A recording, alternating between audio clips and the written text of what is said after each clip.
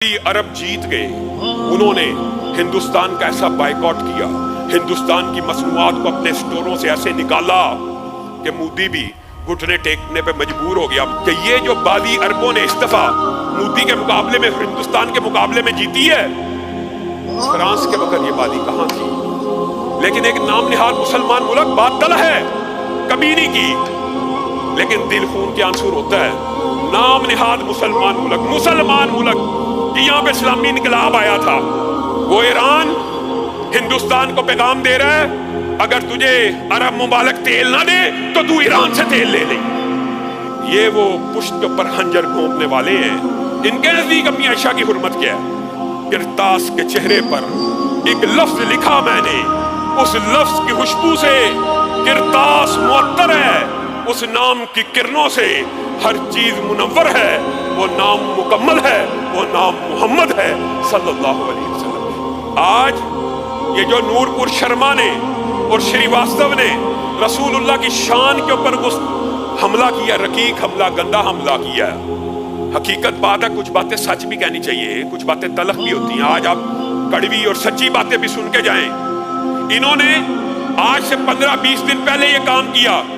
बड़े सगीर के मुसलमान सोए हुए थे, चंद वादे जिस दिन ये वाकया हुआ, मैंने बाद मजहबी रहनुमाओं ने ट्विटर और सोशल मीडिया पे नूरपुर शर्मा की उस बकवास की निशानदेही की और उसके खिलाफ कैंपेन चलाई। लेकिन हकीकत है, इस मर्तबा ये क्रेडिट और ये बादी अरब जीत गए। उन्होंने हिंदुस्तान का ऐसा बायकॉट किया, हिंदुस्तान की मसनूआत को अपने स्टोरों से ऐसे निकाला कि मोदी भी घुटने टेकने पे मजबूर हो गया। माजरत खाना रवैया और अपने तर्जमान को मुअत्तल कर दिया। हाँ, कोई अगर किसी को क्रेडिट, कोई काम कर जाए उसको उसका क्रेडिट देना चाहिए। अरबों ने इस मर्तबा रसूलुल्लाह सल्लल्लाहु अलैहि वसल्लम से जो वालिहाना मोहब्बत और अकीदत का इजहार किया, वो बादी ले गए।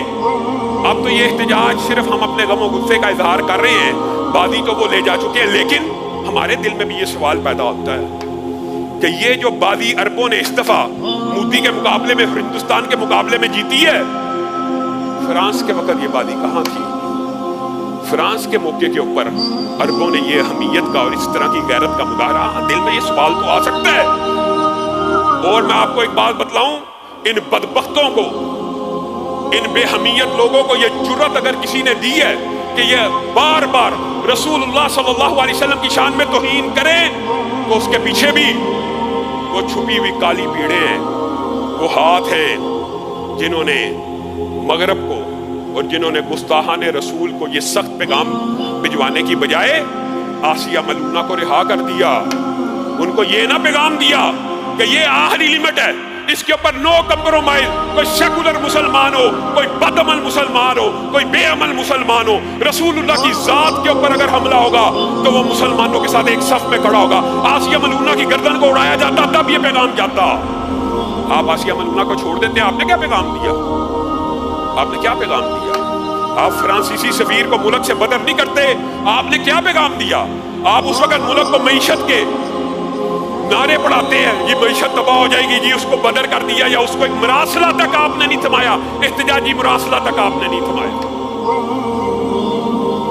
और आप मुहिब्बे रसूल बनते हैं। रसूलुल्लाह सल्लल्लाहु अलैहि वसल्लम की जात एक ऐसी रेड लाइन है कि जब भी कोई क्रॉस करेगा, और नूरपुर शर्मा को और श्रीवास्तव को मैं सोचता हूं, इनको तो ये नहीं था भूलना चाहिए। इनको क्या रामपाल के सीने में उतरा हुआ गादी इल्मदीन का खंजर भूल गया, क्योंकि मुसलमान बेज़मीर हो गए, मुसलमान बेहमीयत हो गए। आज इनको अम्मी आयशा के खिलाफ हरदा सराई करने की हिम्मत और जुर्रत अगर किसी ने दी है, तो वो राफजी टोला है जो मुसलमानों के अंदर बैठ के अम्मी आयशा और अम्मी हफ्सा के ऊपर पहले से कीचड़ उछालता है। हाँ, ये बात आपको तलख लगेगी। आज पूरी दुनिया का अरब हिंदुस्तान के साथ बायकॉट, मुकाते की मुहिम चला रहा है और उनको घुटने टेकने के ऊपर मजबूर कर रहा है, और वो घुटने टेक चुके हैं और माजरत के बयान शुरू हो चुके हैं। लेकिन एक नाम निहाल मुसलमान मुल्क बात तल है, कभी नहीं की, लेकिन दिल खून के आंसू होता है। नाम निहाद मुसलमान मुल्क यहाँ पे इस्लामी इनकलाब आया था।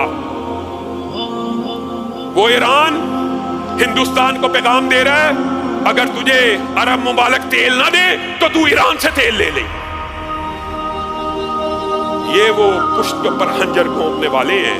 ان کے نزدیک امی عائشہ کی حرمت کیا ہے؟ یہ پاکستان کے اندر.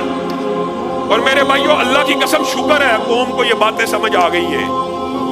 ماں عائشہ کے رسول اللہ کے حرم کے اوپر حملہ، رسول اللہ کی ازواج کے اوپر حملہ، رسول اللہ کے گھر والی عورتوں کی عزت و ناموس پہ حملہ، رسول اللہ کی ناموس پہ حملہ ہے. اللہ کا شکر ہے مسلمانوں کو یہ بات سمجھ آ گئی ہے.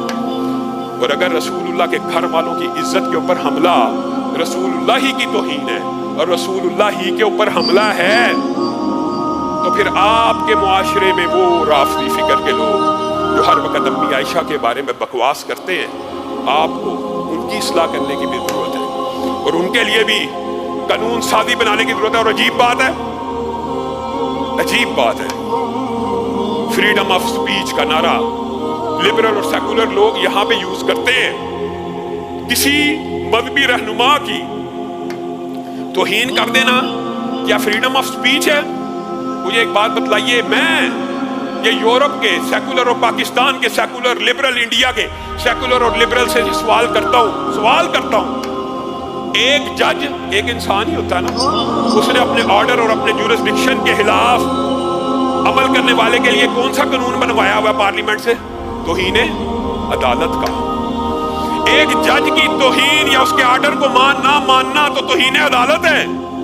ایک وطن کے جھنڈے کو جلا دینا، ایک وطن کی کرنسی نوٹ کو جلا دینا، اس کی بے توقیری کرنا، بے احترامی کرنا، اس کے اوپر تو توہین وطن کا، توہین پرچم کا، توہین کرنسی کا قانون لگے گا. اور آپ کو پتہ ہے بعض ممالک میں توہین پرچم، توہین وطن، توہین کرنسی کی سزائیں موت ہیں.